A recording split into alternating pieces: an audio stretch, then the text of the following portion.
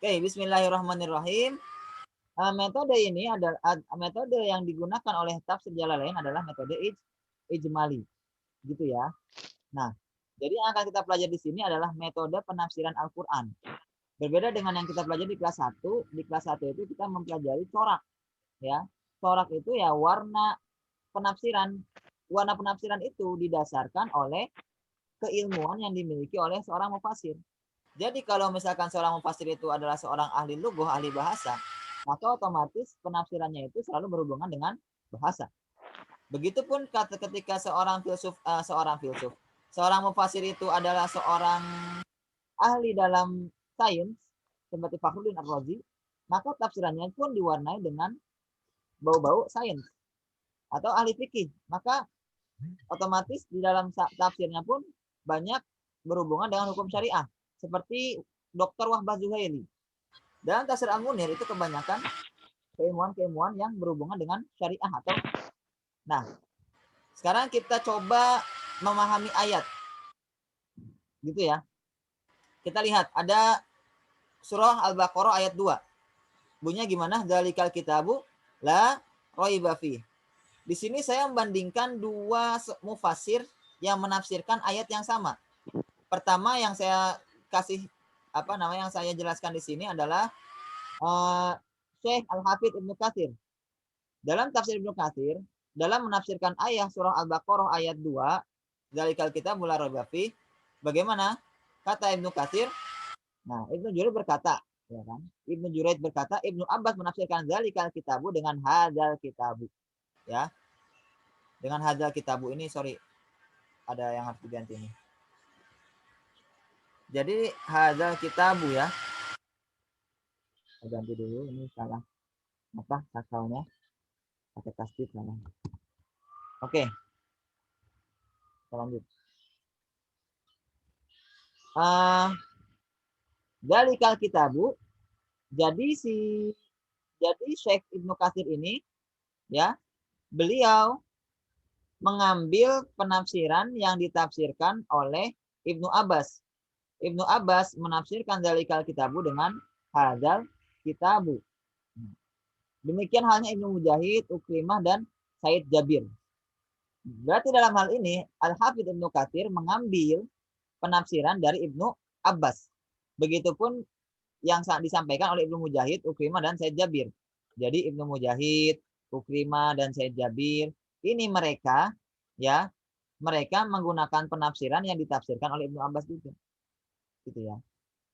Berarti maksudnya apa? Maksudnya ada kata-kata demikian halnya Ibnu Mujahid, Ukrimah, dan Said Jabir. Maksudnya apa? Maksudnya adalah bahwa dalam menafsirkan suatu ayat Al-Quran, Ibnu Katsir merujuk kepada keterangan-keterangan dari sahabat Nabi Muhammad SAW. Dalam hal ini siapa? Ibnu Abbas. Ibnu Abbas adalah seorang sahabat Nabi Muhammad SAW. Nah, berarti ketika Al-Hafidz Ibnu Katsir mengambil penafsiran dari riwayat keterangan-keterangan sahabat Nabi atau tabi'in atau mufasir, maka tafsirannya ini disebut tafsir bil ma'tsur. Apa? Open mic-nya apa? Tafsir bil ma'tsur. Apa itu tafsir bil ma'tsur?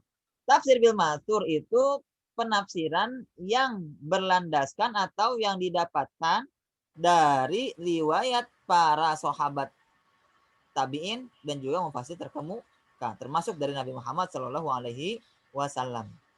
Gitu ya. Nah, kita lihat di sini Ibnu Katsir. Sampai sini ada pertanyaan? Sampai sini ada pertanyaan?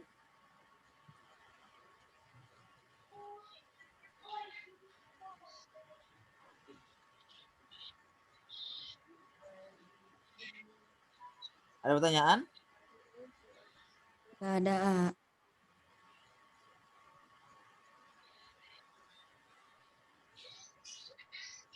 Baik, setelahnya kita bandingkan ke mufasir yang lain. Mufasir yang lainnya itu siapa?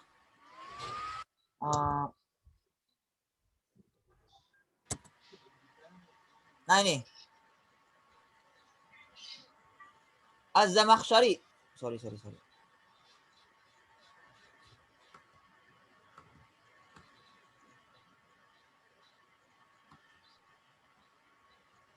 Bentar ya.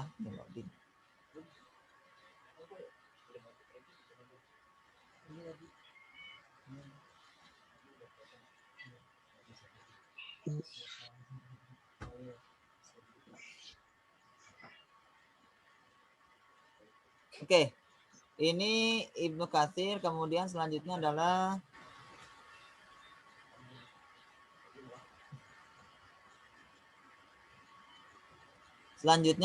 Zamakhsyari. Kita bandingkan ya, tadi ya Ibnu Katsir tadi mengambil riwayat dari para sahabat, yaitu Ibnu Abbas.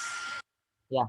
Sekarang Az-Zamakhsyari, Imam Az-Zamakhsyari dalam kitab Tafsir Al-Kasyaf berkata, fa in qultu lima sohat al-isyarah bidzalika ila ma laysa ba'idin qultu waqa'at al-isyarah ila alif lam mim ba'da ma sabaqa at-takallum. Kalau kata Imam Az-Zamakhsyari, jika kau mengatakan mengapa penggunaan kata tunjuk jauh untuk benda dekat itu dibenarkan, nah, maka saya menjawab isyarat tersebut tertuju pada lafaz alif lam yang disebutkan sebelumnya.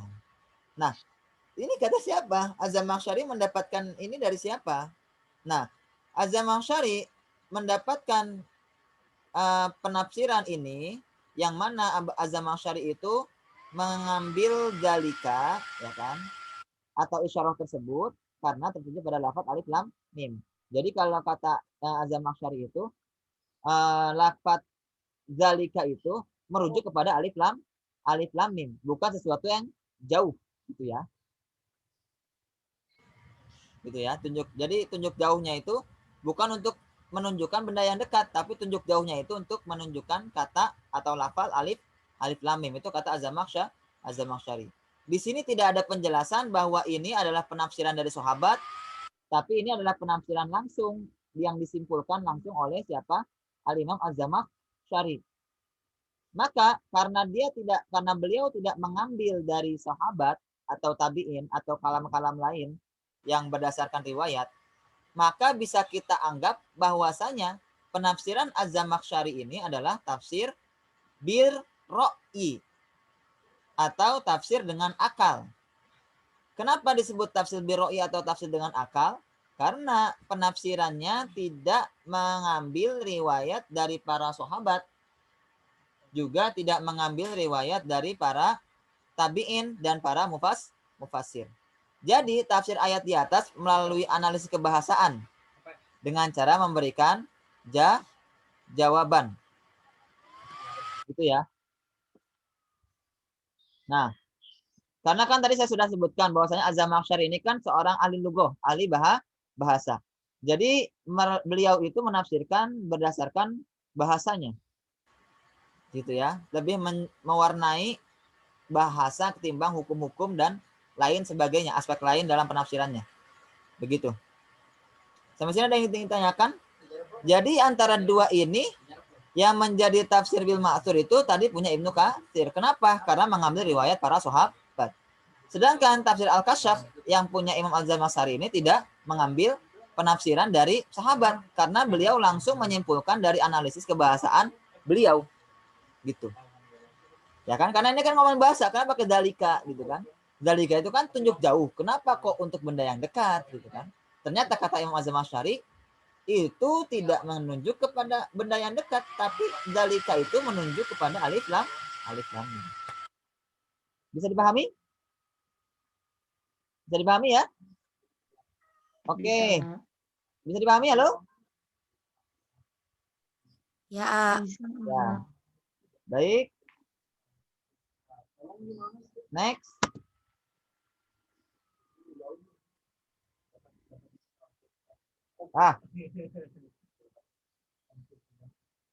Ya, kita akan belajar pengenalan, kemudian metode tafsir tahlili ya, bukan tahlili.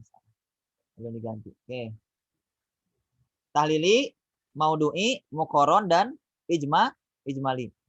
Nah, sekarang metode tahlili itu apa? Jadi metode tahlili itu cara menafsirkan Al-Quran dengan mengurai dan menganalisa ayat-ayat Al-Quran secara berurutan. Sesuai tertib mushaf dan membahas segala makna dan aspek yang terkandung di dalamnya. Ingat,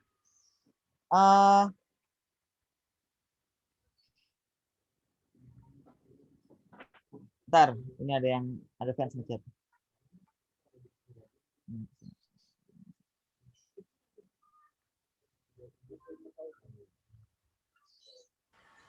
Ya, intinya gini. Pertama kita ambil dari intinya.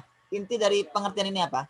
Pertama, bahwasanya metode tahlil ini menafsirkan Al-Quran dengan mengurai dan menganalisa ayat-ayat Al-Quran. Jadi pertama, metode tahlil ini bisa juga disebut dengan metode analisis karena dia menganalisa ayat, ya kan? Nah, inti yang kedua dari pengertian metode tahlili adalah sesuai tertib mushaf. Jadi, ketika kalian menemukan sebuah buku tafsir yang mana analisanya itu sangat detail dan juga membahas sesuai dengan urutan ayat dan surat dalam Al-Quran, dan juga ayat tersebut dibahas segala aspeknya, entah itu dari segi bahasa, entah itu dari segi balago, entah itu dari segi mufrodat, entah itu dari segi hukumnya, ya kan? Ketika semua aspek ini disebutkan dalam penafsiran tersebut dan penafsirannya berurutan dengan ayat, ya, berurutan sesuai dengan mushaf secara detail, penafsirannya secara detail, maka disebut metode tahlili. Contohnya apa? Seperti kalau kalian tahu kitab Safwatu Tafasir miliknya dikarang oleh Syekh Muhammad Ali As-Sobuni. Nah, itu tafsir tahlili. Ya, kalian yang nggak punya bukunya minta ke saya nggak apa-apa. Minta PDF-nya, bukan minta bukunya nggak ada. Oke, contohnya gini, seperti penafsiran Quran surah Al-Baqarah ayat 2, hudal lil muttaqin. Nah, penafsiran hudal lil muttaqin ini ditafsirkan oleh siapa? Oleh mufasir, kebanyakan mufasir menafsirkan hudal lil muttaqin ini dengan metode tafsir bil ma'tsur. Maksudnya apa tafsir bil ma'tsur? Jadi tafsir bil ma'tsur itu menafsirkan sebuah ayat pertama dengan ayat lagi, kedua dengan hadis, ketiga dengan pendapat sahabat, atau yang keempat dengan pendapat para tabi'in. Gitu ya.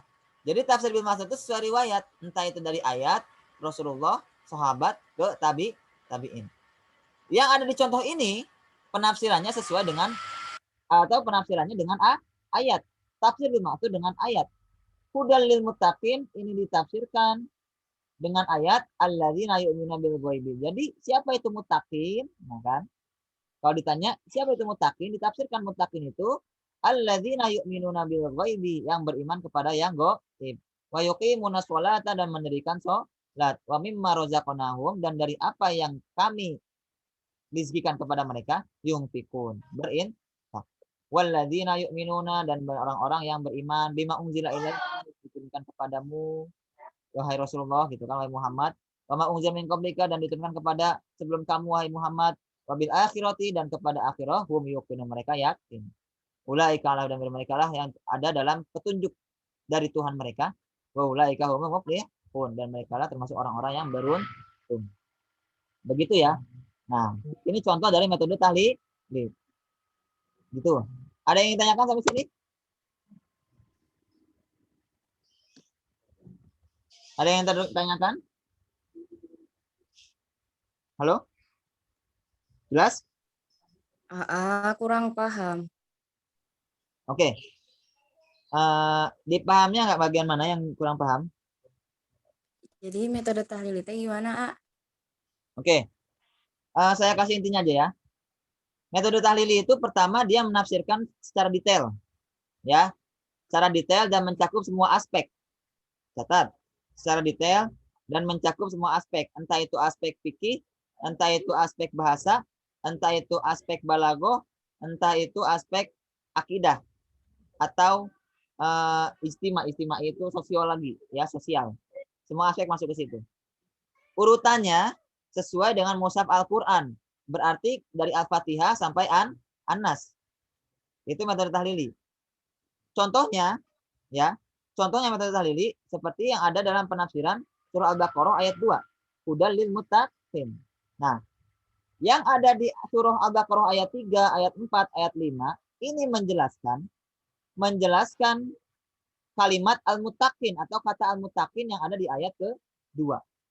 Ini contohnya. Ada atau masih kurang jelas atau bagaimana? Silahkan ditanyakan kalau kurang jelas.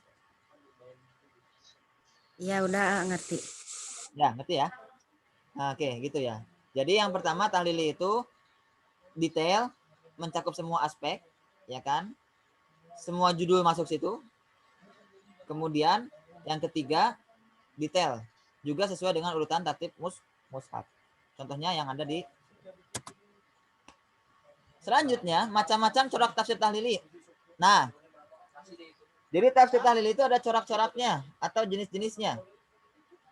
Yang pertama adalah tafsir bil ma'thur. Apa itu tafsir bil ma'thur? Tafsir bil ma'thur adalah, jadi gini ya, saya jelaskan lagi. Jadi ada metode, ada corak. Kalau metode itu ya 4 tadi, tahlili, maudu'i, mukoron, sama ijmali. Kalau corak itu warna penafsirannya. Entah itu didasarkan oleh keilmuan yang dimiliki oleh mufasir, ataupun hal yang lain. Seperti contohnya gini, tafsir bil ma'thur. Salah satu corak tafsir tahlili adalah tafsir bil ma'thur. Tafsir bil ma'thur ini adalah tafsir yang tafsir ayat menggunakan ayat-ayat lain atau riwayat dari sahabat dari Nabi Muhammad Shallallahu Alaihi Wasallam, riwayat sahabat atau riwayat tabiin. Jelas ya? Jelas. Oke. Kalau ada yang ingin tanyakan, silahkan ditanyakan via chat aja, Mangga. Oh, kecepatan. Siap. Saya ulangi lagi ya. Jadi macam-macam corak tafsir tahlili. Itu yang pertama ada tafsir bil ma'thur. Ya. Apa itu tafsir bil ma'thur? Jadi saya jelaskan sebelumnya. Tafsir, metode tafsir itu ada 4. Yang pertama tafsir maudu'i, tahlili. Yang kedua maudu'i, yang ketiga muqaron, dan yang keempat adalah ijmali. Nah, ini adalah metode tafsir. Sedangkan turunan dari metode tafsir itu ada yang namanya corak. Atau kalau dalam bahasa Arab itu launul tafsir. Nah, corak tafsir itu bisa didasari dengan riwayat atau tidaknya. Atau yang kedua bisa didasari dengan keilmuan yang dimiliki oleh mufassir itu. Jelas ya? Nah, sekarang tafsir yang tafsir yang berdasarkan riwayat itu hanya satu, yaitu tafsir bil ma'thur. Jadi tafsir bil ma'thur itu menafsirkan ayat Al-Quran berdasarkan ayat-ayat yang lain, ya. Atau kalau tidak dengan ayat yang lain, berdasarkan riwayat. Riwayatnya siapa? Riwayatnya Nabi Muhammad SAW dari hadis, atau riwayatnya sahabat, atau riwayatnya tabiin. Jelas ya? Contohnya apa tafsir bil ma'thur ini? Contohnya adalah kitab Jami'ul Bayan fi Ta'wilil Quran karya Al-Imam At-Tabari. Ini adalah contoh tafsir bil ma'thur. Tahu dari mana? Karena di dalam ayat-ayat dalam penafsirannya itu beliau sering menggunakan riwayat-riwayat sahabat atau menafsirkannya dengan ayat lain. Seperti itu. Ya, itu adalah tafsir bil ma'thur. Selanjutnya, alhamdulillah Tuhan. Bagus. Kalau ada pertanyaan silahkan tanyakan via chat aja ya, langsung ya. Jangan malu bertanya saat di dia panggil. Oke. Oke, lanjut. Langsung di chat aja ya. Kalau nggak enak kalau motong, chat aja. Udah. Nanti di akhir coba saya akan baca gitu. Kedua, tafsir bil ro'i. Tafsir bil ro'i ini adalah tafsir menggunakan ijtihad atau penalaran atau akal. Ya. Nah, cirinya apa tafsir bil ro'i ini? Seperti tadi yang saya jelaskan di tafsirnya Az-Zamakhsyari. Jadi tafsir Az-Zamakhsyari itu dalam penafsiran yang tadi surah Al-Baqarah ayat 2 tidak ditemukan penafsiran yang didasarkan riwayat dari sahabat.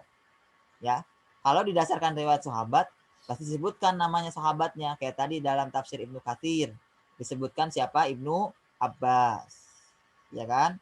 Sedangkan tadi di kitabnya Zamakhsyari itu tidak disebutkan salah seorang sahabat pun. Ya, karena beliau langsung menganalisa lewat keahlian bahasa beliau. Otomatis dengan pendapat atau ijtihad beliau. Ya kan? Nah, nggak sembarangan. Berarti saya juga bisa dong dengan pendapat saya. Ya mangga, tapi nggak sembarangan. Contohnya apa tafsir Biroi ini? Tafsir Biroi ini adalah contohnya kitab Mafatihul Ghaib karya Fakhruddin Ar-Razi. Karena Fakhruddin Ar-Razi ini seorang filsuf sekaligus seorang ilmuwan, maka beliau selalu menggunakan akal atau ijtihad dalam penafsiran. Walaupun saya baca di berbagai artikel bahwasanya kitab tafsirnya Fakhruddin Ar-Razi ini tidak diselesaikan full oleh Fakhruddin Ar-Razi, tapi masih diselesaikan atau dibantu oleh ulama lain setelah sepeninggalan Imam Fakhruddin Ar-Razi. Jelas? Oke. Yang ketiga adalah tafsir Al-Isyari. Nah, kalau tafsir Al-Isyari ini menggunakan takwil. Jadi mentakwilkan ayat Al-Quran dengan makna yang bertentangan dengan makna zahirnya. Ya, contohnya bil mirsad itu ayatnya gimana? Inna rabbaka labil mirsad, ya kan? Nah, mirsad itu artinya pengawasan, ya. Secara bahasa, mirsad itu artinya pengawasan. Otomatis ketika kita menggunakan tafsir Al-Isyari, maknanya bukan begini. Maknanya itu bukan bahwasanya setiap manusia di bawah pengawasan dari Allah. Nah, kalau menggunakan tafsir Al-Isyari, maknanya bukan seperti itu. Maknanya bukan setiap manusia berada dalam pengawasan Allah. Bukan itu. Karena itu adalah makna zahir. Tapi kalau menggunakan tafsir Al-Isyari, inna rabbaka labil mirsad, ditakwilkan menjadi bahwasanya kita harus selalu waspada dan selalu beramal soleh karena Allah selalu mengawasi. Gitu. Itu takwilnya ya. Kalau gimana? Jelas nggak? Jadi gitu ya, kalau menggunakan tafsir syari itu, takwilnya selain makna dohirnya. Inna rabbaka labil mirsad, makna dohirnya adalah bahwasanya Tuhanmu akan mengawasimu. Tapi ditakwilkan dengan makna yang bertentangan dengan makna dohirnya, yaitu apa? Kita harus waspada. Manusia itu harus waspada di setiap keadaan agar tidak melakukan kemaksiatan. Kenapa? Karena Allah mengawasi. Begitu? Jelas? Nah, sekarang tafsir Al-Isyari ini biasa digunakan oleh sufi. Ya, para sufi itu menggunakan tafsir Al-Isyari. Seperti kitabnya Tafsir Quran Al-Azim karya Sahal bin Abdillah Al. Ini menggunakan tafsir. Nah, ini kan corak. Berarti karena Sahal bin Abdillah Al-Tusturi ini adalah seorang sufi, ya kan? Maka penafsirannya pun diwarnai dengan bau-bau sufi. Berlawanan di sini maksudnya adalah tidak sesuai dengan makna zahirnya. Bukan berlawanan ini positif dan negatif ya, bukan berlawanan positif negatif. Berlawanan di sini maksudnya tidak sesuai dengan makna zahirnya. Ketika inna rabbaka labil mirsad, makna zahirnya adalah sesungguhnya Tuhanmu itu mengawasi, ya kan? Tapi kalau dalam tafsir Al-Isyari, penafsirannya bukan seperti itu. Tapi penafsirannya gimana? Seluruh manusia harus waspada agar tidak mudah dalam melakukan maksiat. Ya kan bingung? Loh, apa hubungannya dengan pengawasan dan waspada supaya tidak maksiat? Hubungannya apa? Hubungannya adalah bahwasanya ketika seseorang waspada, berarti dia menyadari bahwasanya Allah yang mengawasi setiap gerak-gerik manusia. Jelas ya? Jelas. Jelas? Maksudnya bertentangan? Jelas? Jelas ya? Siap, jelas. Alhamdulillah. Coba tadi yang bertanya, siapa tadi yang bertanya? Oke. Wafa jelas Wafa? Jelas, Jadi gitu ya, maksudnya berlawanan itu. Oke. Selanjutnya, nah tafsir al-Isyari ini kan sering digunakan oleh siapa? Para sufi. Betul? Nah, karena sering digunakan oleh para sufi, maka otomatis seorang sufi ketika menafsirkan ayat akan menggunakan tafsir ini. Nah, sebagai contoh, tafsir Al-Quran Al-Azim karya Sahal bin Abdillah Al-Tusturi. Berarti Sahal bin Abdillah Al-Tusturi ini adalah seorang sufi. Karena beliau seorang sufi, maka penafsirannya itu diwarnai dengan latar belakang beliau yang merupakan seorang sufi. Yang mana seorang sufi menggunakan tafsir al-Isyari. Jelas ya? Selanjutnya ada tafsir al-Fiqhi. Nah, kalau tafsir al-Fiqhi ini orientasinya adalah fikih. Berarti seorang ahli fikih yang menafsirkan Al-Quran, otomatis di dalam ayat-ayatnya itu selalu berhubungan dengan ayat-ayat fikih atau hukum-hukum syariah. Seperti Muhammad bin Ahmad Al-Qurtubi. Contoh ini ya. Muhammad bin Ahmad Al-Qurtubi, beliau adalah seorang ahli fikih yang mana dalam penafsirannya beliau selalu menggunakan latar belakang beliau yaitu fikih. Otomatis dalam penafsirannya itu lebih banyak digali dalam penafsirannya itu adalah kajian-kajian syariah atau kajian-kajian fikih, bukan fikih Khalidi ya, bukan fikih saya. Sampai sini sebelum kita pindah slide ada yang ditanyakan? Karena ini materi terakhir kita agak lama ya sampai jam 1 insya Allah. Siap. Siapin aja ini. Yes, ya terakhir lah ya. Oke. Selanjutnya sudah ya? Ada yang tanyakan? Oke. Tidak ada berarti lanjut. Selanjutnya ada tafsir al-falsafi. Nah, jika seorang seperti tafsir Mafatihul Ghaib karya Muhammad bin Zakaria Al-Razi. Mafatihul Ghaib itu kan karyanya Fakhruddin Ar-Razi. Oke. Saya jelaskan. Jadi Fakhruddin Ar-Razi itu belum menyelesaikan tuntas tafsir Mafatihul Ghaib. Ya. Tapi diteruskan oleh siapa? Muhammad bin Zakaria Al-Razi sepeninggal beliau, sepeninggal Fakhruddin Ar-Razi. Gitu ya. Nah, tafsir Mafatihul Ghaib ini karena Imam Fakhruddin Ar-Razi itu adalah seorang filsuf, seorang ahli filsafat. Begitupun Muhammad bin Zakaria Al-Razi, anak dan muridnya sekaligus. Ya. Beliau itu adalah anak dan muridnya sekaligus dari Imam Fakhruddin Ar-Razi. Maka otomatis mempunyai latar belakang seorang filsuf. Nah, karena mempunyai latar belakang seorang filsuf, banyak sekali kajian-kajian tafsirnya yang lebih menggali kajian-kajian filsafat dibandingkan kajian-kajian lainnya dalam penafsiran. Jelas? Nah, sama tafsir al-falsafi. Kalau ini ini yang kedua ini bukan al-falsafi tapi al-ilmi ya. Saya ganti dulu nih. Al-ilmi. Yang kedua ini tadi mana tadi?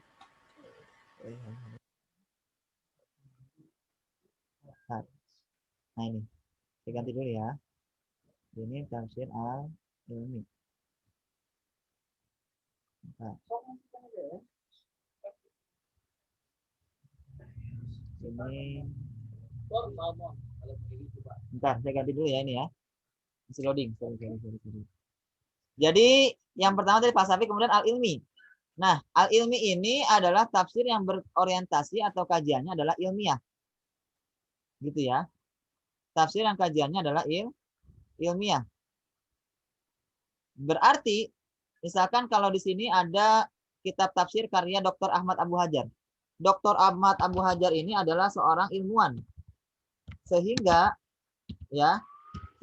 seluruh penafsiran-penafsirannya lebih membongkar atau lebih mendalami kajian-kajian keilmuan ayat-ayat kauniyah atau kajian-kajian ilmiah dibandingkan dengan kajian-kajian fikih atau kajian-kajian yang lain.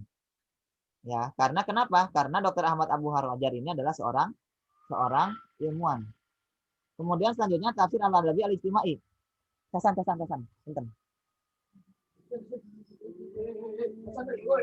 Tafsir Ahmad tafsir al-Adabi al-Ijtimai. Kalem. Ya. Kalem. Tafsir al-adabi al-istima'i ini adalah tafsir yang berlandaskan atau cara penafsirannya adalah menitik beratkan persoalan-persoalan kemasyarakatan dan kebahasaan. Al-istima'i itu kemasyarakatan. Al-adabi itu kebahasaan, ya, atau kesastraan. Seperti tafsir Al-Manar karya Muhammad Rashid Ridho. Muhammad Rashid Ridho ini adalah seorang sosiolog, ya, seorang sosiolog. Maka kajian tafsirnya ini lebih menitik beratkan atau lebih membongkar hal-hal yang berbau kemasyarakatan atau sosial. Ini adalah 7 hal, ya. Ini adalah 7 hal yang menjadi 7 hal yang menjadi corak dari tafsir tahlili. Begitupun corak yang lain. Itu ya. Jadi jelas ya sekarang ya. Metode itu yang 4 tadi. Tahlili, muqaron, maudu'i, dan ijmali. Sedangkan corak itu adalah warna yang didasarkan dari riwayat atau tidaknya, atau didasarkan dari latar belakang keilmuan dari si punya penafsir atau yang mempunyai tafsirnya atau mufasirnya itu. Nah, metode-metode itu punya kekurangan dan kelebihan. Ini adalah salah satu kelebihan dari metode tafsir tahlili. Baca sendiri ya. Pertama, mengetahui dengan mudah tafsir suatu surat atau ayat. Jadi kalau kita ingin tahu tafsir surah atau ayatnya, langsung kita tahu sesuai dengan susunan tertib surah, ya kan? Nah, terus yang kedua, tahu munasabahnya. Karena yang dijelaskan di situ adalah tafsir yang satu ayat langsung atau satu surat langsung. Jadi tahu hubungannya antara ayat satu dengan ayat yang lain. Kemudian yang ketiga, memungkinkan untuk dapat memberikan penafsiran pada semua ayat, ya kan? Walaupun misalkan kan ada ayat tentang Nabi Adam, disebutkan dalam surat tersebut 2 kali. Ayat tentang Nabi Adam disebutkan dalam beberapa surat banyak berapa kali. Memang berulang-ulang ayatnya tentang Nabi Adam. Terus kemudian tentang surga dan neraka. Itu kan kadang-kadang dalam satu ayat itu orang-orang beriman dan orang-orang yang beramal soleh masuk surga, ya kan? Kadang dalam satu surah itu bisa diulang lebih dari 2 kali atau 3 kali, dan penafsirannya ya sama saja, gitu kan? Tapi kan dapat memberikan penafsiran untuk semua ayat tanpa terkecuali kalau tahlili. Terus yang keempat, mengandung banyak aspek, bukan megandung ya, sorry, mengandung. Saya juga manusia, ada salahnya. Mengandung. Salah ya ini. Mengandung. Oke. Mengandung banyak aspek pengetahuan. Jadi karena tahlili ini dia itu analisis detail, maka semua aspek masuk. Entah itu dia sains masuk, entah itu hukum masuk, sejarah masuk, pengetahuan masuk, sosial masuk, dan sebagainya. Semuanya masuk dalam tafsir ini. Karena yang ditafsirkan adalah seluruh surat atau seluruh ayat yang ada dalam surah. Sesuai dengan tartib muslim. Berarti Gimana? Gimana? Tadi siapa yang ngomong? Halo? Gak ada ya? bukan enggak jadi. Oh iya, siap. Coba kita absen dulu nih. Cowoknya siapa nih yang hadir ini? Cowok siapa? Woi. Gak ada. Oh, Fauzan Ijlal doang, Masya Allah. Sama siapa satu lagi? iPhone siapa iPhone? iPhone siapa iPhone? Tulisannya iPhone loh, songong ya. Oke, lanjut. Kekurangannya sekarang ya, kelemahan metode tafsir tahlil itu apa kelemahannya? Yang pertama, menghasilkan penafsiran yang sebagian. Ya. Kenapa sebagian? Karena kan kadang satu ayat itu tidak misalkan cerita tentang Nabi Nuh, ya kan? Cerita tentang Nabi Nuh itu dalam juz 8 itu surah apa? Al-Anfal ya? Al-Anfal, Al-An'am. Iya. Al-A'raf, sorry, Al-A'raf. Surah ke-7 Al-A'raf, dalam surah Al-A'raf itu kan dijelaskan kisah Nabi Nuh. Tapi di situ tidak dijelaskan bagaimana Nabi Nuh membuat kapal, ya kan? Akhirnya dijelaskan oleh surah Hud. Nah, otomatis kan penafsirannya nggak full, nggak seluruhnya, gitu kan? Misalkan tentang hukum rojem dalam surah An-Nisa. Itu kan dalam hukum rojem dalam surah An-Nisa kan tidak menyeluruh. Bagaimana kalau misalkan seorang yang berzina itu dia sudah menikah. Nah, dalam surah An-Nisa kan hukum rojem hanya disuruh untuk a'riduhuma, ya kan? disuruh untuk apa? Diasingkan. Sedangkan dalam ayat lain disuruh dijilid atau dipecut gitu, dirojam. Nah, ini adalah perbedaan-perbedaan yang mana kalau misalkan kita menafsirkannya secara tahlili, secara surah, secara urutan ayat, itu tidak menyeluruh pemahamannya atau penafsirannya. Karena letaknya tidak ada dalam satu surat full, tapi berada di surah yang lain. Nah, kemudian yang kedua, subjektivitas mufasir tidak mudah dihindari. Ya otomatis kayak tadi. Kenapa dalam tahlili itu ada corak penafsiran? Karena dilihat dari subjektivitasnya atau dilihat dari latar belakang seorang mufasir itu. Paham ya? Subjektivitas itu adalah latar belakang mufasirnya itu. Nah, nggak bisa dihindari. Jadi kalau mufasir itu adalah seorang ahli fikih, ya sudah. Kajiannya itu kajian-kajian fikih. Walaupun ada kajian-kajian bahasa sedikit. Seperti itu.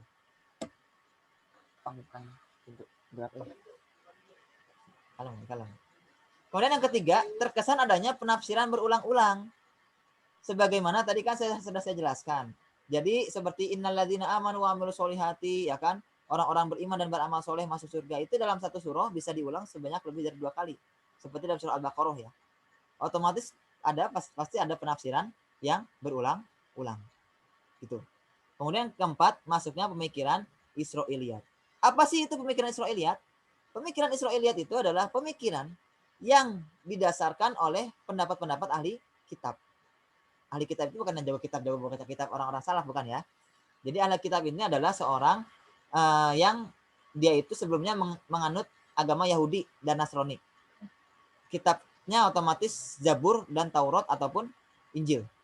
Nah, dan mereka menafsirkan Al-Quran, orang-orang ahli kitab ini menafsirkan Al-Quran berdasarkan riwayat yang ada dalam Taurat, Injil, dan Zabur.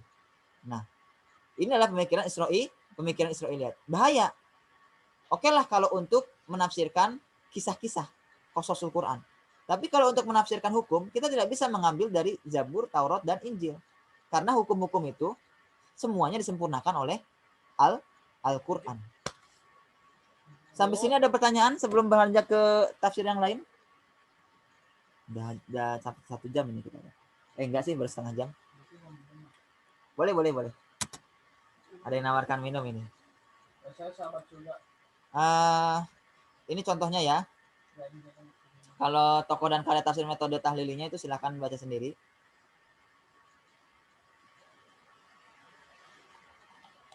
Ya, itu ada kitabnya juga.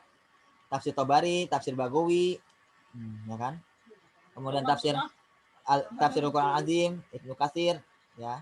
Kemudian Ad-Duror Al-Mansur, Tafsir Al-Maksur, punya Imam Asyuyuti.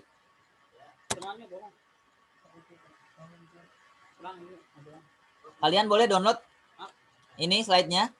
Slide-nya kalian bisa download di ini Bahan Ajar ya. Bahan Ajar gratis. Itu sudah diringkas sama saya, sudah dikasih gambar juga. Terus penampilannya menarik. Wah, udah. Kalian kurang apa sih saya itu? Masya Allah. Enggak bercanda. Ada pertanyaan? Oke. Selanjutnya, nah, aku juga belum. Selanjutnya, nah, metode Maudu'i. Nah, intinya metode Maudu'i itu tadi metode tahlil itu apa? Nama lainnya metode analisa atau analitik, ya. Karena dia menganalisa ayat secara detail. Sekarang metode Maudu'i. Apa itu metode Maudu'i? Metode Maudu'i adalah metode tematik atau tafsir tematik. Namanya juga maudhu. Apa itu maudhu? Maudhu itu diambil dari bahasa Arab, yaitu tema atau judul. Ya kan? Berarti tafsirannya itu sesuai dengan judul. Misalkan kita ingin mengetahui apa hukumnya memakan harta anak yatim. Nah, otomatis di situ kita kumpulkan ayat-ayat Al-Quran yang mempunyai maksud yang sama, yang mempunyai masalah yang sama, yaitu hukum memakan harta anak yatim. Di surah An-Nisa, wala ta'kulu amwalahum ila amwalikum, ya kan, ayat 3. Kemudian di surah apa lagi itu? An-Nisa yang bawah juga, wa betalul yatama hatta idza balagun nikah, ya kan? Nah, wa man kana ghaniyan falyastafi wa man kana ghaniyan falyastafi wa man kana faqiran falyakul bil ma'ruf, ya kan?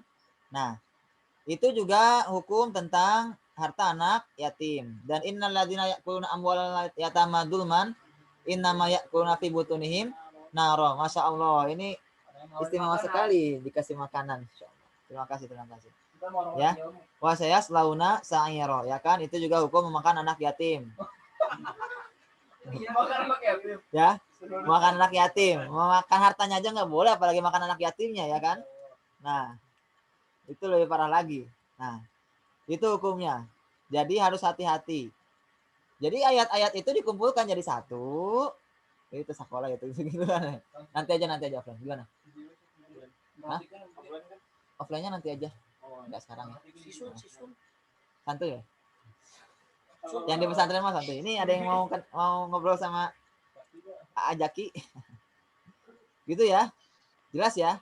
Jadi ayat-ayat tentang yatim itu, anak yatim dikumpulkan, dijadikan satu, kemudian ditafsirkan. Itu adalah tafsir tematik atau metode maudhu'nya. Jelas? Jelas. Oke. Coba yang ingin tanyakan masih kurang jelas, mangga silakan di chat di room chat ya.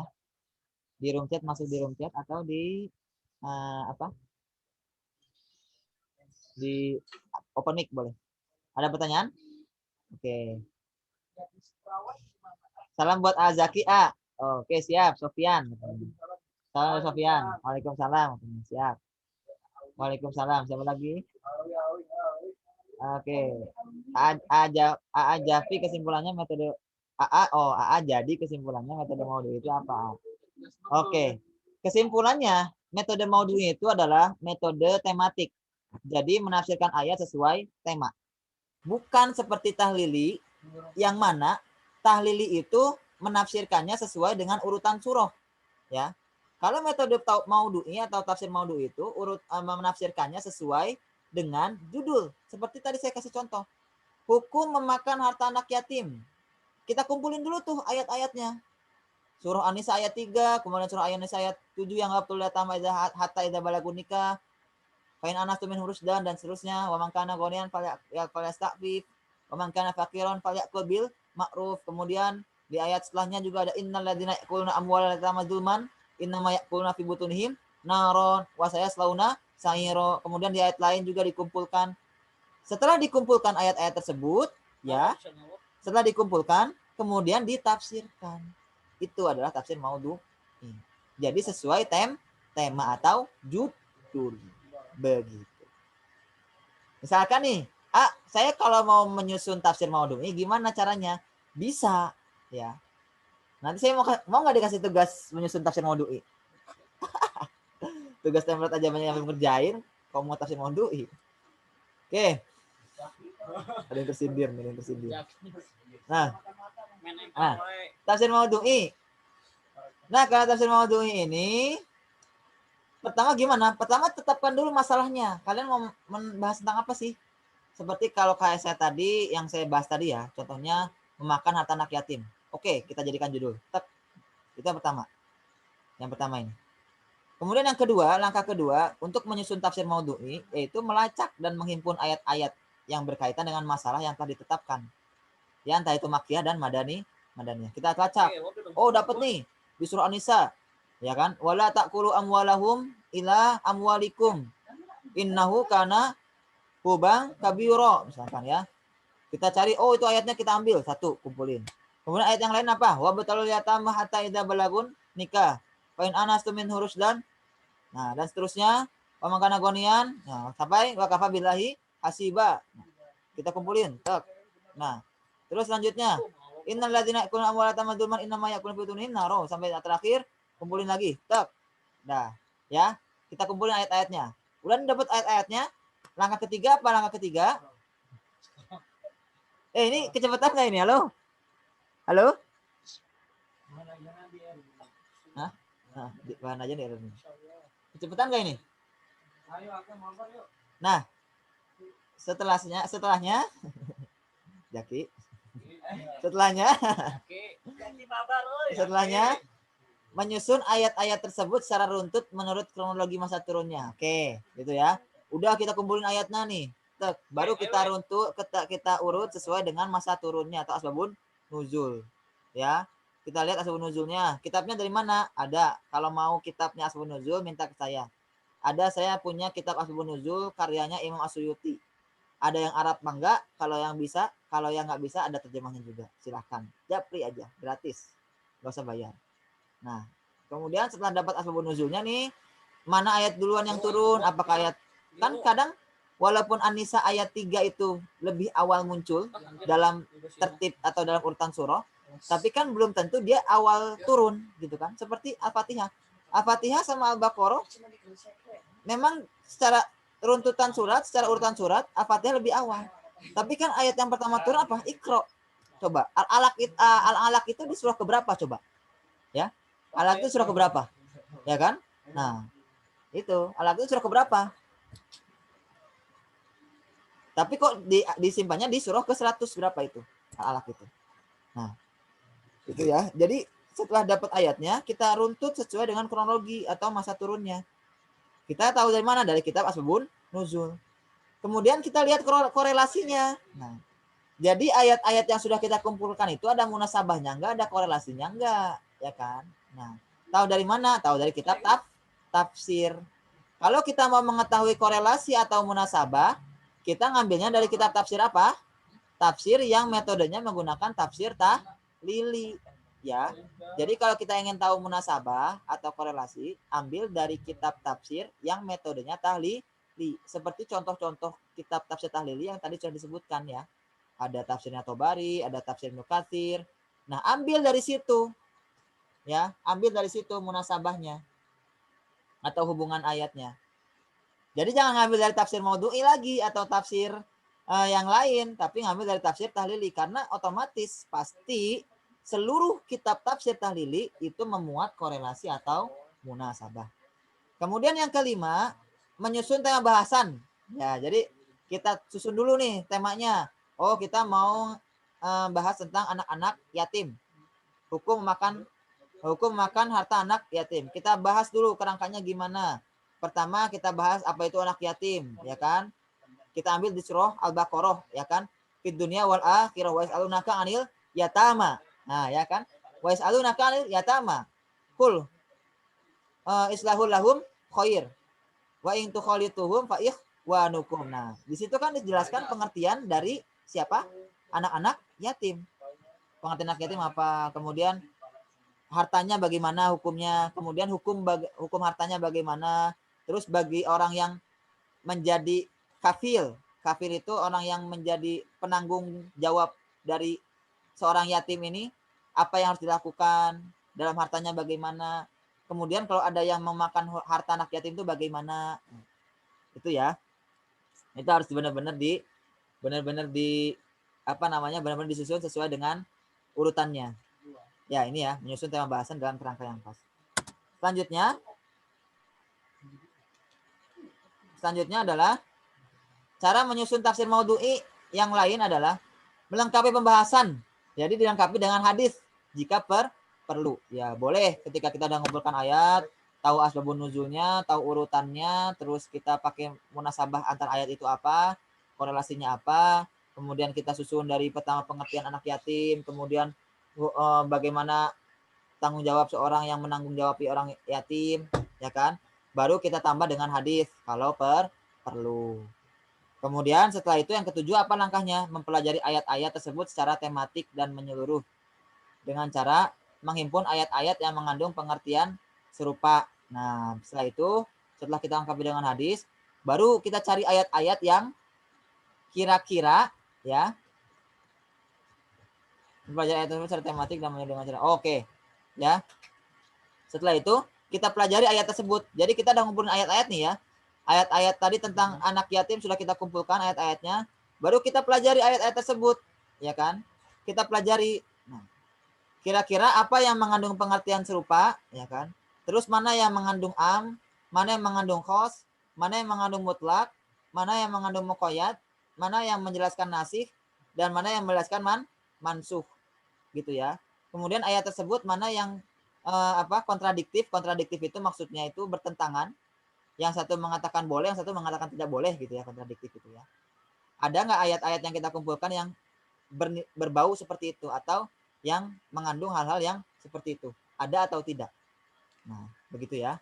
Baru setelah ke-8 baru diberi kesimpulan. Kesimpulannya apa? Berarti anak yatim itu siapa? Bagaimana bertanggung jawab kepada anak yatim? Terus hukum makan harta anak yatim itu bagaimana? Itu kesimpulan. Siap ya kalau dikasih tugas ya? Kalau nggak ada yang jawab berarti siap. Enggak, A. Oh enggak ya. Tugas terakhir, A. Ya, tugas terakhir. Enggak, A. Hah? Ya, mangga kalau enggak. Oh, enggak ya. Oke, siap. Ya udah.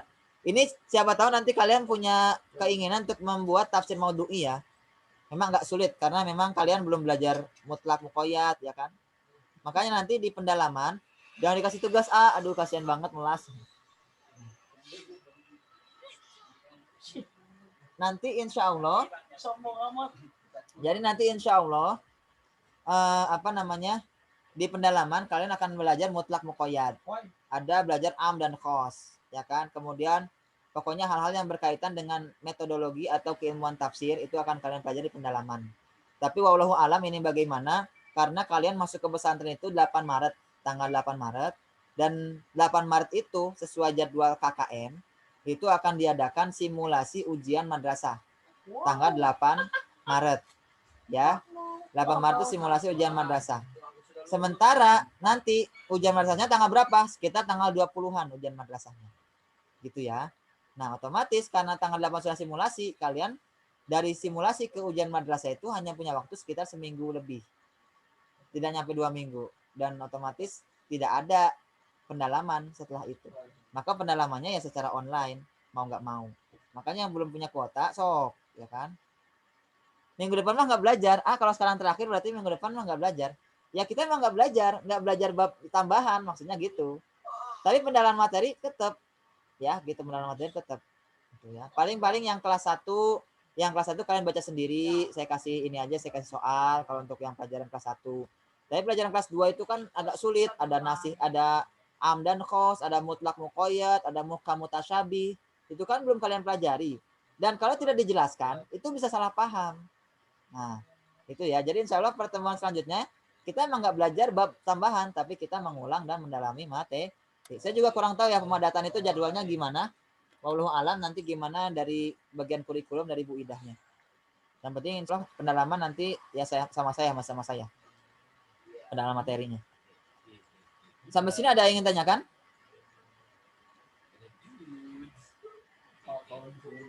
Sudah? Kalau misalkan nggak ada paket ya belilah. Oke, selanjutnya corak tafsir maudhu'i. Jadi tadi kan sudah kita ketahui corak tafsir tahlili, ya. Corak tafsir tahlili itu sesuai dengan mufassirnya itu sendiri. Karena tafsir tahlili itu selalu berhubungan dengan subjeknya dari mufassir itu. Termasuk kelemahannya juga ya. Jadi kelemahan tafsir tahlili itu kan lebih subjektif. Ya. Jadi corak tafsir tahlili itu pasti sesuai dengan latar belakang keilmuan dari mufassir itu. Jelas? Nah, sekarang tafsir maudhu'i itu berbeda. Karena tafsir maudhu'i itu dia tidak terpengaruh oleh subjek mufassir itu. Berarti corak tafsirnya gimana? Pertama, corak tafsir maudhu'i itu membahas satu surat dengan menyeluruh dan utuh. Ya. Gitu. Gimana maksudnya membahas satu surat secara menyeluruh dan utuh? Maksudnya adalah dengan menjelaskan maksudnya yang bersifat umum dan khusus. Ya kan? Jadi dijelaskan semuanya. Apa yang umum dan khusus dari ayat itu, kemudian dijelaskan korelasinya, ya, korelasi itu hubungan, ya, hubungan antara berbagai masalah yang dikandungnya, sehingga si surat tampak dalam bentuknya yang utuh dan cermat. Jelas nggak ini ya? Membahas satu surat secara menyeluruh dan utuh. Gimana kok menyeluruh dan utuh itu gimana? Kan seperti saya kasih contoh tadi. Tahlili itu salah satu kelemahannya adalah dia menjelaskan penafsiran secara parsial atau sebagian. Karena apa? Karena penjelasan hukumnya yang lebih lengkap itu tidak ada dalam satu surat tersebut, tapi ada dalam surah lain. Maka dengan tafsir maudhu'i ini, sebuah penafsiran atau sebuah ayat yang ada dalam satu surah, ya, satu surah itu dibantu penjelasannya atau dilengkapi penjelasannya dengan ayat yang ada dalam surah lain.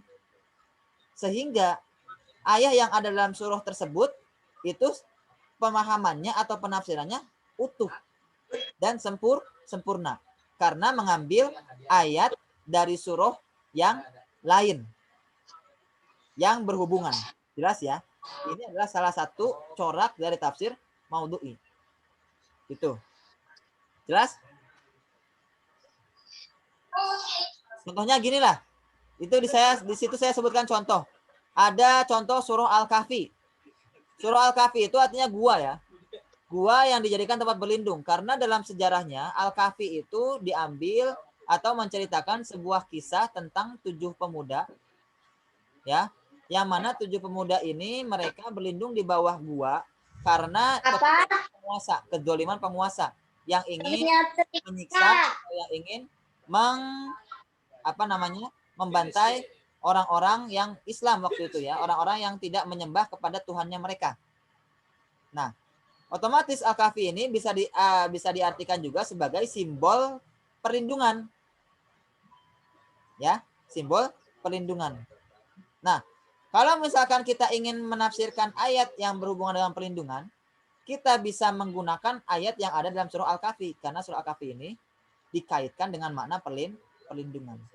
Misalkan ada surah tentang perlindungan, apa itu ya di surah ayat tentang perlindungan itu di surah apa itu ya? Perlindungan itu. Wa tasimu bihablillah jami'an itu kan termasuk perlindungan ya. Kita berlindung di ikatannya Allah, ya kan? Kita berlindung di ikatannya Allah. Ya. Otomatis berlindungnya kita kepada talinya Allah, ya.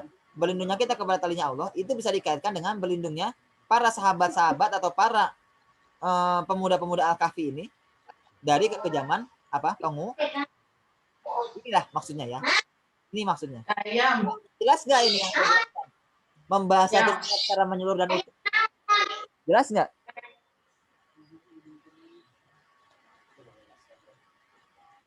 Jelas nggak?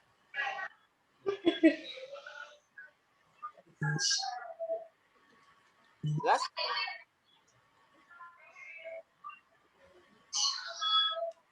Ya? Jelas ya? Alhamdulillah. Ini kelas 12 ini kalau ini.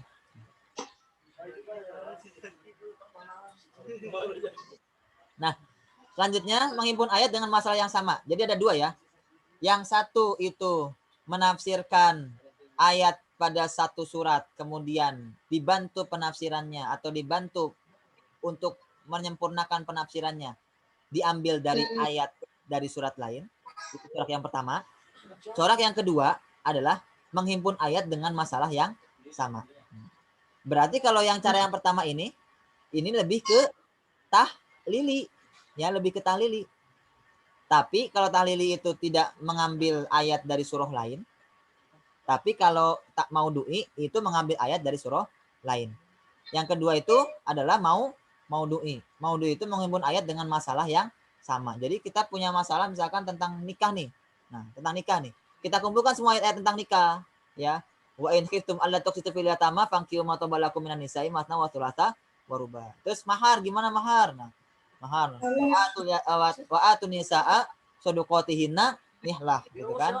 Berarti kalau mau nikah itu harus ada mahar, begitu. Nah, jelas ya? Oke. Itu corak tafsir maudhu'i. Kemudian kelebihannya apa kelebihannya? Nah, kelebihannya pemecahan masalah otomatis. Dapat memecahkan masalah. Kemudian yang kedua jawaban, tuntutan kehidupan gitu kan. Karena kan kita membuat tema atau judul itu pasti sesuai dengan tuntutan kehidupan. Misalkan, oh sekarang ini lagi ramai corona nih, kita kumpulin ayat tentang corona. Oh sekarang ini lagi ramai ayat tentang pelakor misalkan ya. Pelakor nih, lagi ayat tentang pelakor. Nah, kita kumpulin ayat tentang pelakor gitu. bagaimana lakor gitu kan, kita kumpulinnya nggak apa-apa. Nah, kemudian yang ketiga adalah menentukan fasohah. Menentukan fasohah dan balagoh. Nah, fasohahnya apa, balagohnya apa. Kemudian mengetahui permasalahan lebih mendalam dan lebih tuntas dalam bahas masalah. Kan? Jadi lebih ke kerasa fasohah dan balagohnya. Kenapa? Karena bukti bahwasanya ayat Al-Quran itu walaupun terpisah-pisah oleh surah dan ayat, tapi tetap memiliki tema yang berhubungan. Ini inti dari merasakan fasohah dan balagoh. Kemudian mengetahui permasalahan yang lebih dalam. Kita tahu permasalahan lebih dalam karena kita mengkaji ayatnya lebih dalam, diambil dari hadis yang lain juga kan. Nah, kemudian kita dalam membahas masalah lebih tuntas, tidak setengah-setengah. Seperti itu. Ini adalah contoh kelemahannya. Nah, terbuka kemungkinan otomatis ya melibatkan pemikiran ya kan. Karena sesuai dengan tema otomatis melibatkan pemikiran. Kemudian yang kedua, tidak menafsirkan segala aspek yang dikandung satu ayat. Nah, otomatis kan karena misalkan kita ingin mengambil satu tema saja, otomatis untuk tema yang lain tidak bisa ditafsirkan. Misalkan kita ingin mengambil tentang ayat yatimnya saja, tentang hukum anak yatimnya saja, padahal di situ ada kandungan lain. Nah, kandungan lain itu kan pastinya tidak akan kok gelap ya? Ada yang nutupin deh, aneh. Ada yang nutupin kameranya siapa ya? Nah, jangan ganggu dong.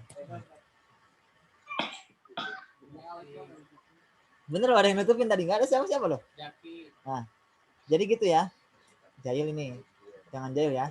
Nah, jadi gitu ya. Jadi segala aspek yang dikandung satu ayat. Maksudnya gimana? Maksudnya adalah otomatis ketika kita menafsirkan sesuai dengan tema yang ingin kita mau, kandungan yang lainnya tidak ditafsirkan karena kita terlalu fokus kepada tema yang ingin kita bahas, gitu ya. Nah, jelas sampai sini ada yang ingin tanyakan? Maka kita waktunya sampai jam 12:30 Ini adalah tokoh dan karya tafsir Al-Maudu'i. Ada punya Wasoya Al-Asyr, punya Syekh Mahmud Saltut. Kemudian tema-tema pokok Al-Quran, karya Fadlur Rahman. Kemudian ayat-ayat tahlil, karya Muhammad Quraisy Shihab. Berarti ayat-ayat tahlil ini gimana? Jadi Profesor Quraisy Shihab ini mengumpulkan ayat-ayat yang berhubungan dengan tahlil, kemudian ditafsirkan. Gitu ya. Jadi kalau misalkan ada ayat-ayat yang berhubungan dengan satu tema tertentu, ayat-ayat yang dikumpulkan untuk menjawab satu tema tertentu, maka itu menggunakan tafsir maudhu'i. Ya, pokoknya menggunakan satu tema tertentu. Jelas? Itu adalah tafsir maudhu'i. Nah, sekarang yang ketiga, tafsir muqaron. Dari kata muqaronah kalau bahasa Arab ya, muqaron itu perbandingan. Jadi kita membandingkan ayat Al-Qur'an antara sebagian dengan sebagian lainnya. Nah, kalau kata Al-Farmawi, jadi tafsir muqaron itu adalah membandingkan ayat dengan ayat yang berbicara masalah yang sama. Jadi kan otomatis ada beberapa ayat dan pasti banyak ayat yang membicarakan hal yang sama atau permasalahan yang sama. Nah, ayat yang membicarakan permasalahan yang sama tersebut kita bandingkan. Itulah tafsir muqaron. Nah, jelas ya? Ruang lingkupnya apa tafsir muqaron ini? Ruang lingkupnya adalah antar ayat gitu ya. Jadi tafsir muqaron itu ruang lingkupnya atau yang menjadi objeknya itu adalah ayat-ayat Quran, ayat satu dengan ayat yang lainnya. Ya kan? Nah, yang mana ayat mana dulu yang dijadikan perbandingan? Pertama, ayat-ayat yang memiliki kesamaan redaksi ya, seperti yang innalladzina amanu wa amilus solihati itu kan banyak ya. Nah, ayat-ayat memiliki kesamaan redaksi baru itu yang di muqaron atau yang dibandingkan. Jadi syarat-syaratnya kalau ingin membandingkan ayat, pertama ayat-ayat yang memiliki kesamaan redaksi. Ya. Yang kedua, ayat-ayat yang memiliki perbedaan ungkapan tapi dalam satu maksud.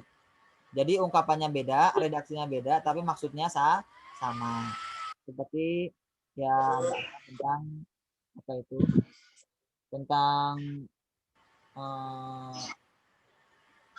ada ayat tentang azab bagi orang yang mendustakan ayat atau mendustakan ayat-ayat Allah. Itu kan redaksinya ataupun ungkapannya kan beda-beda. Ungkapannya beda-beda. Tapi maksudnya sama. Ya orang yang mendustakan ayat Allah pasti akan diazab. Dan juga kajiannya, wilayah kajiannya itu nggak hanya sebatas lafzi saja, pembahasan-pembahasan redaksi saja, ya. Jadi tapi juga kandungan. Makanya kalau yang pertama itu pembahasannya itu pembahasan analisa-analisa lafziyat, pembahasan-pembahasan redaksi bahasa. Yang pertama ini ya, yang pertama ini pembahasan-pembahasan redaksi. Kalau yang kedua ini pembahasan-pembahasan makna. Berarti otomatis dari dua syarat ayat yang boleh dibandingkan, kita bisa menyimpulkan bahwasanya ruang lingkup dari tafsir muqarron itu tidak hanya lafzi atau lafaz, tapi juga makna. Kemudian selanjutnya kelebihan tafsir muqarron. Nah, ini ada tafsir muqarron itu kita lebih toleransi terhadap pendapat orang lain, ya kan? Kemudian mendorong mufasir mengkaji pendapat mufasir lain, ya kan? Kemudian mengetahui bukan itu, mengetahui berbagai pendapat tentang suatu ayat, ya kan? Jadi satu ayat kita tahu pendapat dari mufasir lain, memberi wawasan penafsiran lebih luas. Ini 4 hal yang menjadi kelebihan tafsir tafsir muqarron. Jelas ya ini 4 hal ini ya. Nah, selanjutnya adalah kelemahan tafsir metode muqarron. Apa sih kelemahannya? Jadi kelemahan tafsir metode muqarron itu yang pertama tidak dapat diberikan kepada para pemula, ya kan? Karena membandingkan, yang namanya membandingkan itu harus punya ilmu. Maka nggak bisa kalau diberikan kepada para pemula. Kalau pemula belajarnya apa dulu? Tafsir ijmali. Tafsir Jalalain itu tafsir ijmali. Kemudian yang kedua, kurang dapat menjawab permasalahan sosial karena kita kan hanya membandingkan, gitu kan. Jadi sebuah permasalahan tidak bisa terjawab. Yang ketiga, lebih banyak menelusuri penafsiran-penafsiran yang lama. Nah, jadi kan otomatis kan apa ya namanya? Karena kita membandingkan, otomatis kita lebih merujuk kepada penafsiran-penafsiran yang sudah ada. Sehingga tidak bisa menghasilkan penafsiran yang baru. Berbeda dengan maudhu'i. Maudhu'i itu bisa menghasilkan penafsiran yang baru. Itu baterainya udah mau habis tuh, siap. Sampai sini ada pertanyaan sebelum kita masuk ke terakhir metode tafsir ijmali?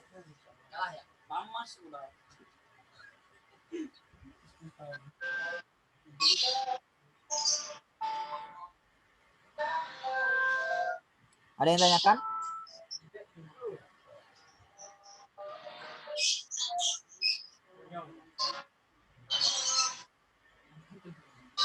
Ada ya?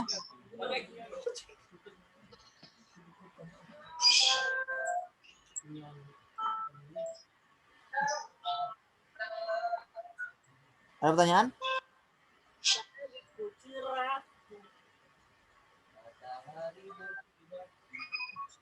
Sudah.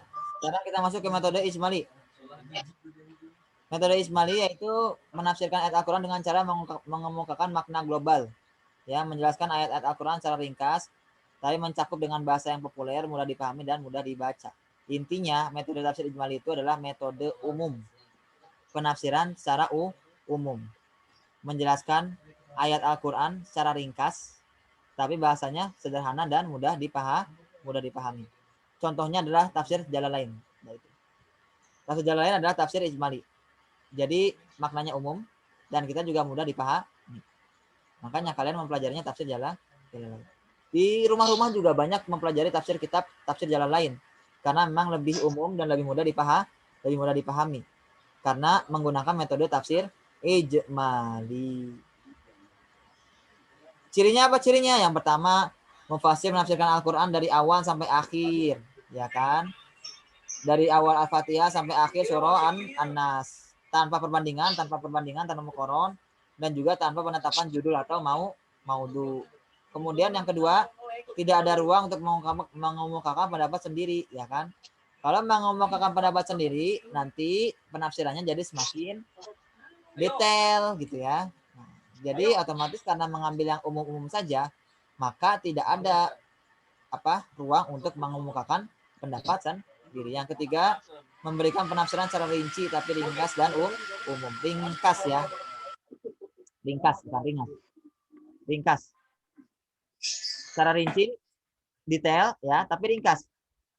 Paham ya, ringkas ya?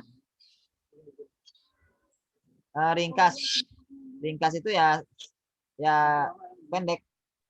Tapi sebenarnya itu adalah rinci. Sebagaimana yang kalian tahu lah dari kitab tafsir Al-Jalalain lain ya.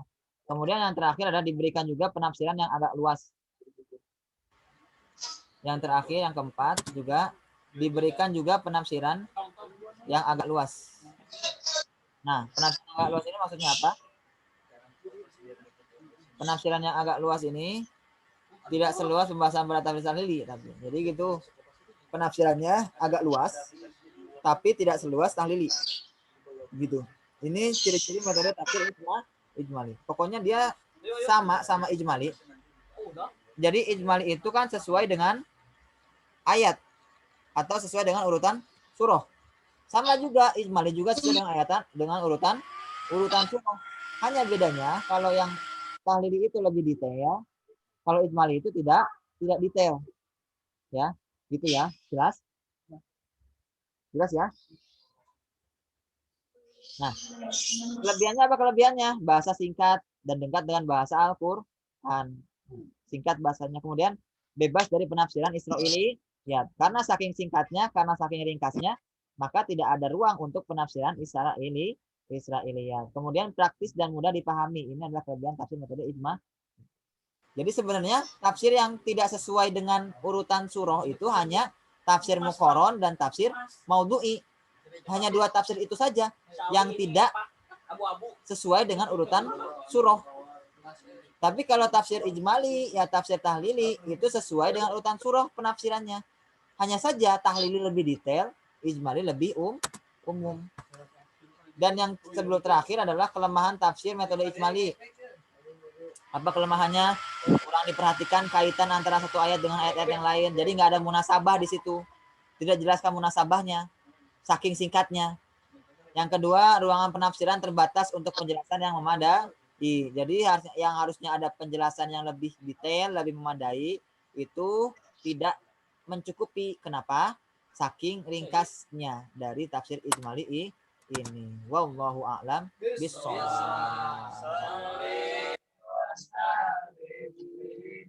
Sayyidil anbiya wal ali.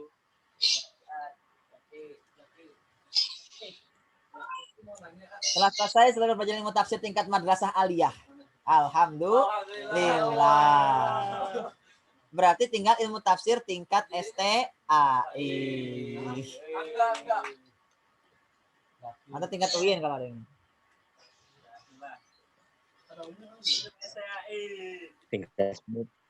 Selanjutnya kita akan mengadakan pemadatan pendalaman materi di kelas yang belum keluar ujian madrasah.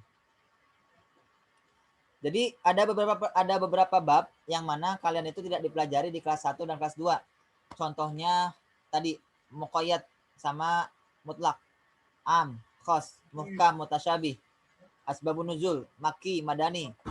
Itu banyak hal-hal yang kalian belum pelajari di kelas. Tapi akan keluar di madrasah, ujian madrasah. Loh, kok dikeluarkan di ujian madrasah? Ya karena kurikulumnya sudah seperti itu.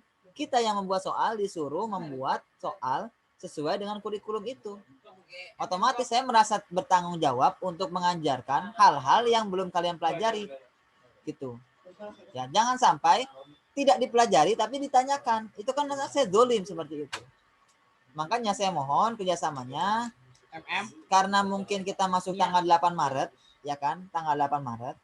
Dan itu tanggal 8 Maret itu sudah mepet sekali, otomatis kita untuk pendalaman materi atau pemadatan itu via online, ya, via online.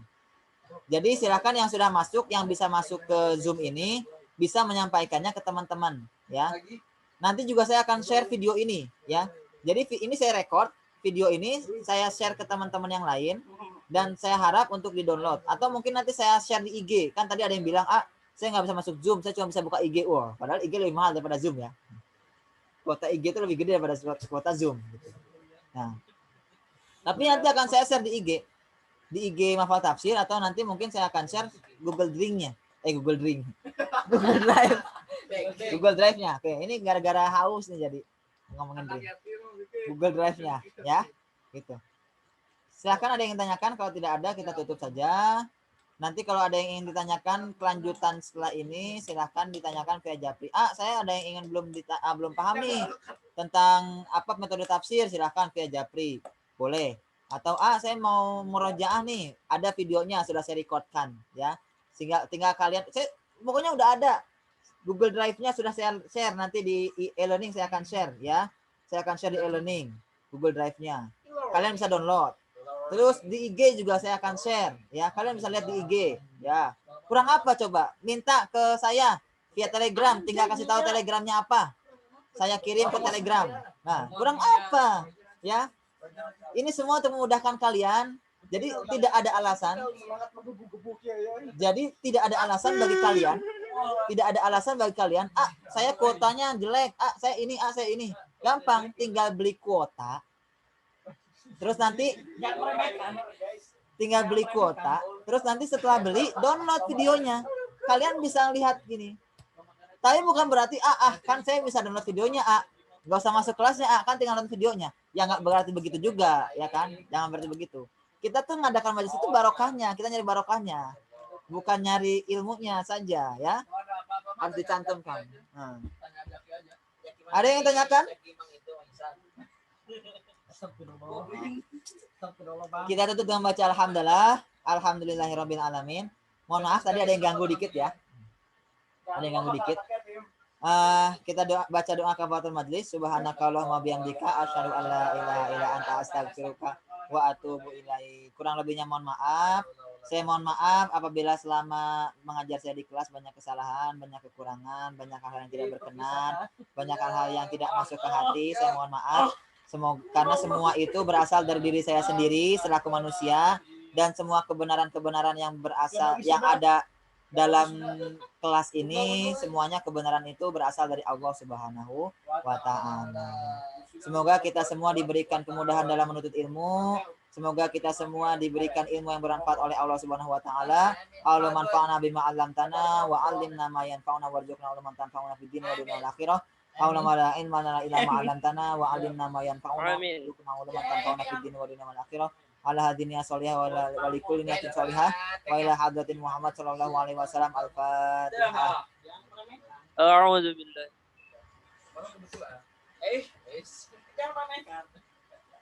Setelah ini silahkan diisi absennya, kemudian sudah saya screenshot ya, jadi nggak ada yang bohong. Oke? Nggak ada yang bohong. Terima kasih atas segala perhatian, mohon maaf atas segala kesalahan. Semoga semuanya sehat selalu, diberkahi oleh Allah Subhanahu wa Ta'ala. Salam untuk keluarga di rumah. Amin. Cukup sekian. Assalamualaikum warahmatullahi wabarakatuh. Selamat sampai jumpa minggu depan, oke?